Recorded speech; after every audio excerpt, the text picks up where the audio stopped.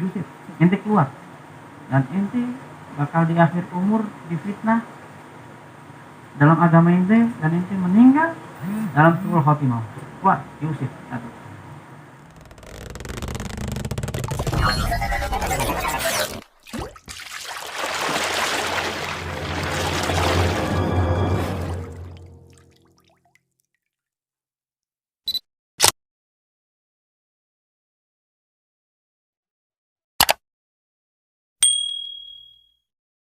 Dalam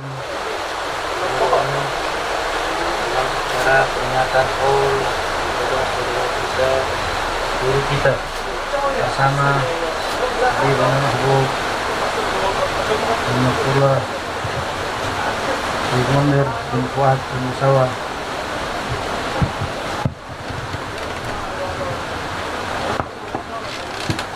Salawat serta salam marilah kita aturkan kepada junjungan Allah baginda besar Nabi kita Muhammad sallallahu alaihi wasallam, pemimpin yang awal dan yang akhir, membawa kita semua dari tempat gelap gulita dibawa ke tempat yang terang benderang, dari tempat murkanya Allah dibawa ke tempat ridhonya Allah subhanahu wa ta'ala. Alhamdulillah, Ramadan kita sudah lewatkan, Syawal sudah lewat, Dzulqa'dah lewat juga, Dzulhijjah dalam perjalanan. Sudah mulai start. Masya Allah. Jadi kita ini ada di akhir tahun Islam, tahun Hijriah 1442 Hijriah. Sebentar lagi 1443. Jadi apa kira-kira nih? Kira-kira nih kita mau bikin apa di akhir tahun ini? Mau bikin apa di akhir tahun ya ikhwan, ya ahbab? Masya Allah. Kalau kita nggak berhitung, kita nggak tahu besok untung apa rugi. Kalau kita nggak ngitung,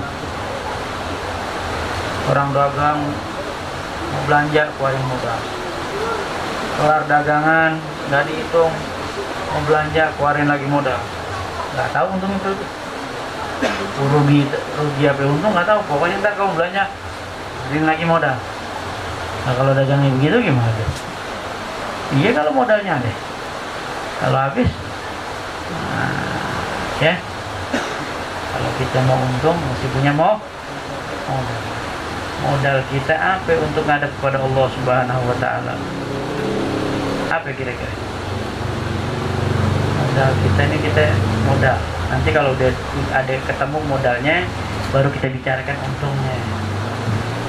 Kalau belum ada modalnya nggak bisa bicara untung, ya nggak bisa dikata ada keuntungan setelah modalnya dikeluarin, betul nggak?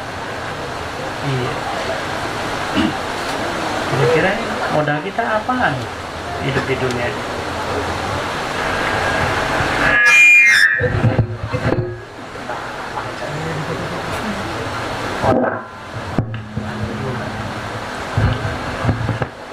Ya, modal kita apa saudara-saudara? Modal kita taat kepada Allah Subhanahu wa ta'ala. Bekal kita ini taat kepada Allah Subhanahu wa ta'ala. Modalnya tuh ya salat 5 waktu jangan ditinggal, puasa Ramadan jangan sampai kalah, punya kelebihan harta keluarin zakatnya, ya tolong saudaranya yang butuh pertolongan, ya kalau punya lebih lagi. Nah ini besok 10 Dzulhijjah berkorban yang di sini ya. Kalau yang misalnya yang bisa punya kelebihan berangkat haji ya. Tapi ini manusia bikin aturan, kita nggak boleh pergi haji, manusia yang bikin. Tapi kalau yang punya kuasa panggil kita, bisa nggak? Kita besok nih pindah ke Harone, kemana, ke Padang Arafah, bisa nggak? Bisa nggak? Bisa nggak? Bisa. Yang ngelarang kan manusia, Tuhan nggak ngelarang. Ada nggak larangan Tuhan? Tahun ini nggak boleh pergi aja deh. Nggak ada ya. Kalau Allah punya mau, bisa nggak? Bisa. Bisa. Kita besok tanggal 9 Dzulhijjah ada di Padang Arafah. Pulang dipanggil Pak Haji deh. Nggak panggil Pak Haji cemberut. Ya.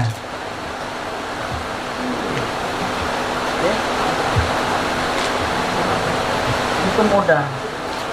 Orang kadang-kadang nih perhatiin ibadah sunnahnya, wajibnya lewat. Kenapa? Wajib nggak disebut fadilah. Wajib nggak disebut fadilah. Nggak tahu keuntungannya wajib, nggak tahu. Taunya kalau main duha nggak miskin. Jadi takut miskin, bayang duh. Kenapa main duha takut miskin? Supaya kaya. Begitu? Begitu? Begitu? Enggak gitu Nabi ngajarinnya. Ya, Nabi nggak ngajarin kita gitu, enggak. Kalau kita lihat di surga, menurut ceritanya nih, penghuni surga dipenuhi oleh orang-orang miskin apa? Miskin dosa, nggak punya dosa di dunia, kaya, pahalanya banyak, ibadahnya banyak. Miskin apa? Miskin dosa, nggak punya dosa, nggak ada doh. Iya. Banyak di surga. Miskin yang syukur, miskin yang bersyukur. Kalau miskin yang bersyukur, udah miskin nggak bersyukur, gimana itu? Cari Tuhan lain ya. Udah kasih miskin nggak bersyukur, cari Tuhan lain deh. Iya, kalau miskin bersyukur, nanti diganti sama Allah kasih tempatnya surga. Iya. Ikhwan, ahbab, mau tahu nggak orang-orang yang berhasil? Ya, ladi sabagahul husna. Ya. Orang-orang yang mendapatkan kemuliaan tuh, orang-orang yang berkemuliaan. Ya, kayak di Bogor nih, Habib Muhsin ya, itu orang-orang mulia. Ya, di luar Batang ada Habib Husain bin Abu Bakar Idrus. Panjang Jawa nih ada Wali 9 namanya Wali Songo, Wali Sembi. Itu orang hebat, orang-orang hebat. Apa yang dikatakan hebat? Apa yang dikatakan orang-orang itu? Jaya melawan hawa nafsunya. Dia nggak ikutin hawa nafsunya, sehingga Allah angkat derajatnya. Jadi kalau kita ingin diangkat derajatnya, perangin hawa nafsu kita, baru bisa. Dan kita nggak bisa mulia biar katanya punya gurunya hebat deh, punya gurunya mulia. Tapi kalau dia salah jalannya nggak jadi. Lagi ikutin cari guru, guru nggak ada yang jauh sama muridnya. Kalau murid ngejauhin guru banyak. Cari deh. Guru jauh sama murid nggak ada. Guru pasti dekat sama muridnya. Cuman muridnya kebanyakan menjauhi gurunya, takut ini, takut itu, nggak tahu.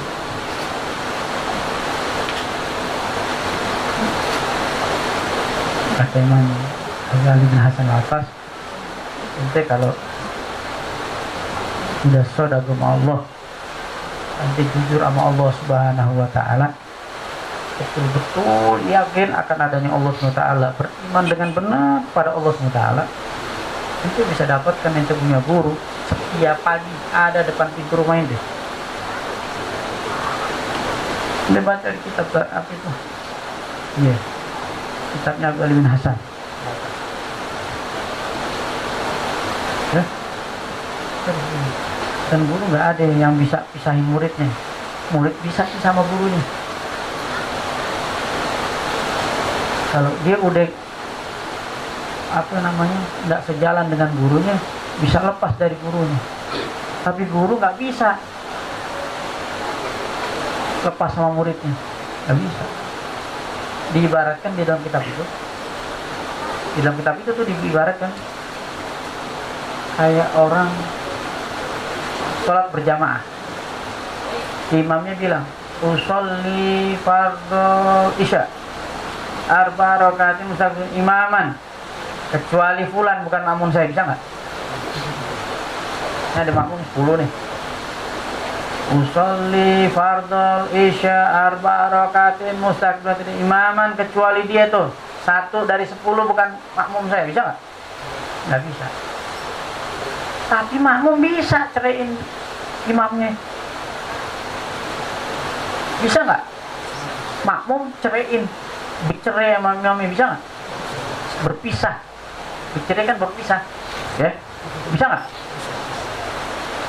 Kenapa bisa begitu? Iya, kalau gurunya kalau imamnya ada bikin satu kesalahan, dia bilang saya mau faragoh, misalkan, atau ada di bajunya imamnya itu najasah. Kalau dia ngikutin terus, kagak sah sholatnya. Kalau diikutin terus, kagak sah. Tapi kalau dia berpisah, dia sah. Betul gak? Jadi nggak ada kalau guru pisah sama murid. Tapi yang ada murid bercerai sama gurunya, bisa melanggar perintahnya, nggak ikutin thoriqohnya, macam-macam deh jalannya deh, nggak? Itu lebih kenal. Saya sih nggak ngerti caranya pisah sama guru. Iya, saya nggak ngerti. Iya, cuman yang jelas gitu. Iya, ya.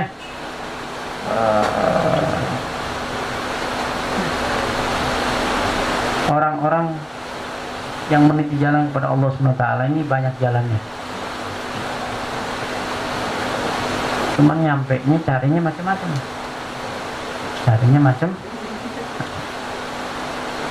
Ada yang tidak ngikutin cara pakaiannya, ada yang ngikutin lahan bacaannya, ada yang ngikutin hayahnya, jalannya, ininya, duduknya, macam-macam. Tapi itu semua bentuk rupa menapak tilasnya, hanya itu. Tapi hakikatnya bukan itu. Hakikatnya dimana dia duduk, berdiri, sendiri, beramai-ramai, di kampungnya, di rumahnya, di dalam kesendiriannya, ya, hatinya nggak boleh mufarah bersama Allah SWT. Itu hakikatnya. Karena mereka para ulama-ulama yang Allah SWT sudah utus atau sudah diberi kemuliaan, mereka nggak pernah pisah sedikit pun dalam berzikir kepada Allah SWT. Hatinya nggak pernah ghafil. Meskipun dia duduk bersama tamunya, duduk bersama keluarganya, duduk bersama muridnya, tapi hatinya tetap kepada Allah Subhanahu wa Ta'ala. Bisa nggak kita kalau muridnya duduk sama guru kita, sedang sama ini, sedang sama teman kita, yang ada zikir kita hilang. Iya, ngobrol aja, ngerumpi aja, ya nggak? Dikasih zikiran ganti emang ngerumpi, sama? Agak bisa sama. Oh, si pulang bisa nyampe, kan duduk belajarnya sama sama kita. Dia belajarnya sama, satu guru, satu madrasah, satu alma mater, satu angkatan, tahunnya sama, bulan masuknya sama, hari masuknya sama, jam diterimanya sama murid sama gurunya sama. Kok dia bisa naik, saya kagak? Kok dia bisa diangkat derajatnya, saya kagak? Pasti ada perbedaannya, ya. yang nampaknya begitu, tapi kan ada yang nggak terlihat. Mungkin ketika dia datang sama gurunya dengan niatan soleh, yang ini niatannya pengen masyhur, pengen terkenal doang, pengen disebut-sebut doang sama orang, jadi sebut orang. Yang ini disebut sama Allah SWT, dicintai sama Allah SWT. Sayyidina Uwais Al-Qarni itu lepas dari magam sahabat. Harusnya menjadi sahabat Nabi, tapi nggak jadi sahabat Nabi. Penyebabnya apa?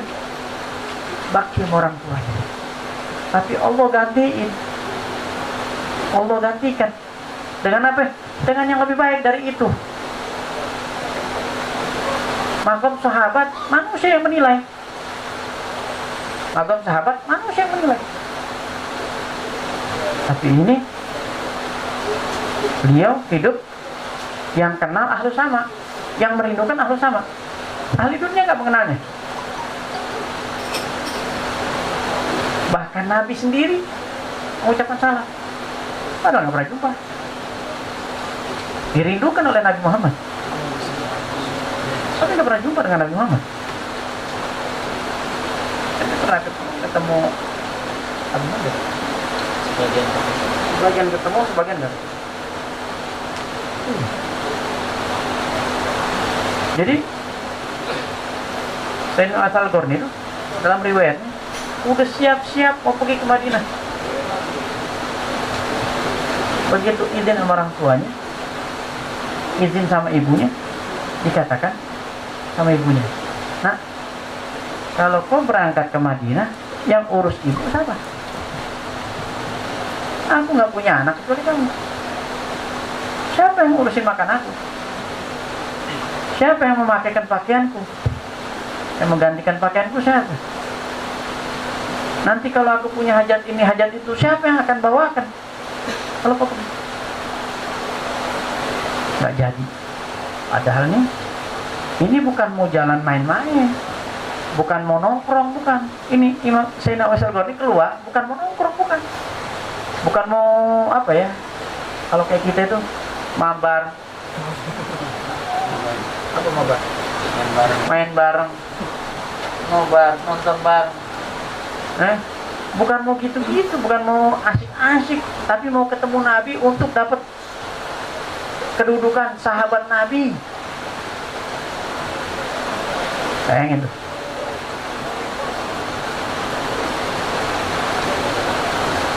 Ditinggalkan, nggak jadi pergi deh, duduk sama ibunya.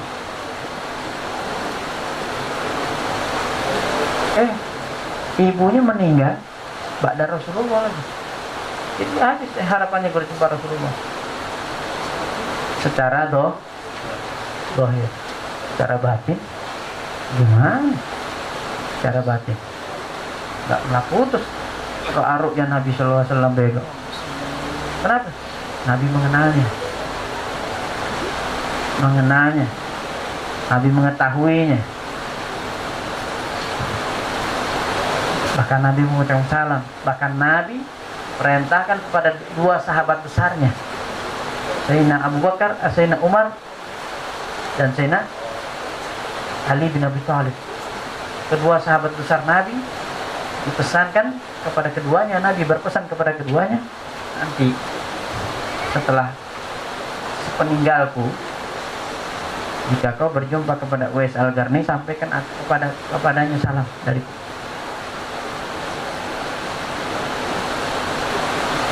mulia nggak? Luar biasa. Nggak cukup sampai gitu, mintalah doa darinya. Sahabat Nabi disuruh minta doa sama Sayyidina Uwais Al.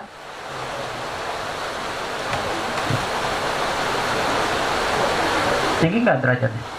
Luar biasa. Siapa yang meninggikan? Allah dan Rasulnya. Yang meninggikannya siapa? Allah.